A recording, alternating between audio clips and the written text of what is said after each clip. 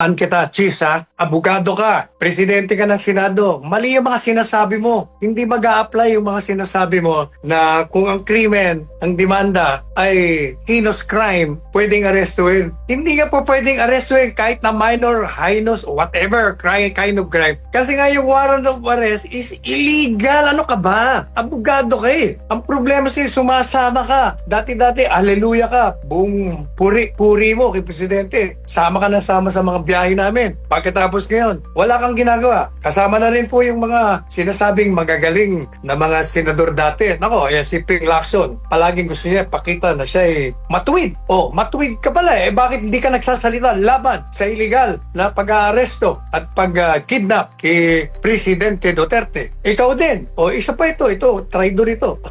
Si Tutol ang Pilipino. Ginagamit niya Tutol. Yan ang bagay, Tutol ang Pilipino. Wala niya na kung sino yun. Hindi sila nagsasalita. Alam na nga nila na illegal, mali. Jesus Maria Joseph naman. Ang sarap pugin ng mga ulo niya.